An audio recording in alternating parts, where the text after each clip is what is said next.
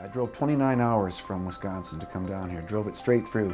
And on the way down, I was expecting to perhaps be tired somewhere along the way because it's a long drive. And I was up essentially for probably a day and a half, but my mind was just racing all the way down. I had so many things that I wanted to learn. I had so many questions that I wanted to ask. I was so excited about being able to come down here and meet him in person because he's just a force of nature when you see him on these videos.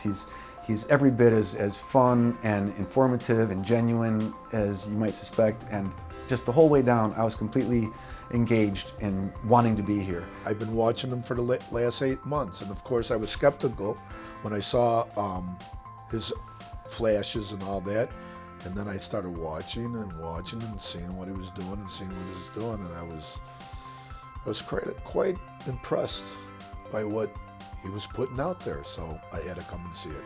I came here because I saw Oscar on the internet, of course, joined the chat room, was impressed with his apparent track record, and so I bought the course to learn how to do it myself.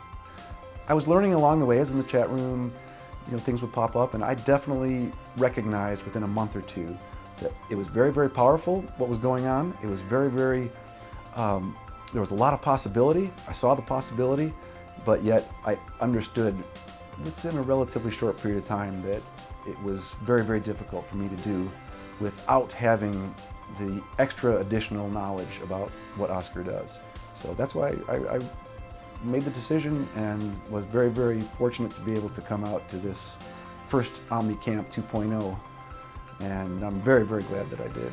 I had big expectations regarding his system, and this whole experience just blew my mind. I mean, it over-delivered expectations, for sure. Why create mediocrity when you can imitate genius?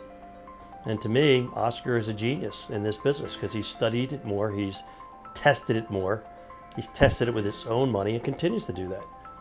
What better validation could you have?